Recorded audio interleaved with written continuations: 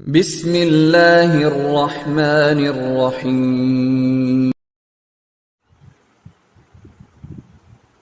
ليس البر أن تولوا وجوهكم قبل المشرق والمغرب ولكن البر من آمن بالله واليوم الآخر والملائكة والكتاب والنبيين وآتى المال على حبه ذوي القربى واليتامى والمساكين وابن السبيل والسائلين وفي الرقاب وأقاموا الصلاة وآتوا الزكاة والموفون بعهدهم إذا عاهدوا والصابرين في البأساء والضراء وحين البأس أولئك الذين صدقوا وأولئك هم المتقون. يا أيها الذين آمنوا كتب عليكم القصاص في القتلى الحر بالحر والعبد بالعبد والأنثى بالأنثى فمن أوفي له من أخيه شيء فاتباع بالمعروف وأداء إليه بإحسان ذلك تخفيف من ربكم ورحمة فمن اعتدى بعد ذلك فله عذاب عليم. ولكم في القصاص حياة يا أولي الألباب لعلكم تتقون.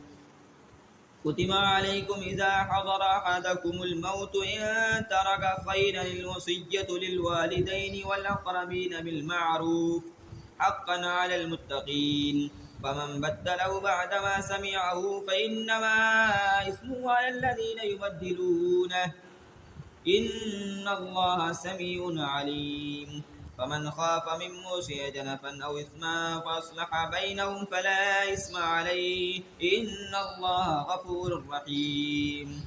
يا أيها الذين آمنوا كتب عليكم الصيام كما كتب على الذين من قبلكم لعلكم تتقون أياما معدودات فمن كان منكم مريضا أو على سفر فعدة من أيام أخرى وعلى الذين يطيقونه فدية طعام مسكين فمن تطوع خيرا فهو خير الله وأن تصوموا خير لكم إن كنتم تعلمون.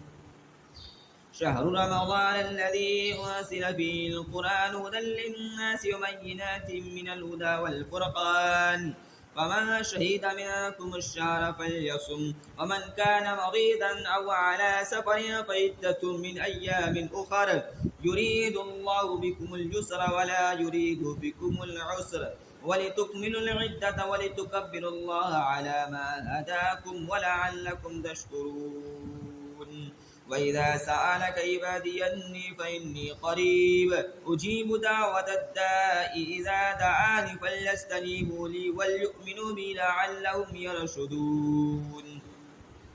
أحل لكم ليلة الصيام الرفث إلى نسائكم هن لباس لكم وأنتم لباس لهن علم الله أنكم كنتم تختانون أنفسكم فتاب عليكم وعفا عنكم فالآن باشروهن وابتغوا ما كتب الله لكم وكلوا واشربوا حتى يتبين لكم الخيط الأبيض من الخيط الأسود من الفجر ثم أتموا الصيام إلى الليل ولا تباشروهن وأنتم عاكفون في المساجد تلك حدود الله فلا تقربوها كذلك يبين الله آياته للناس لعلهم يتقون.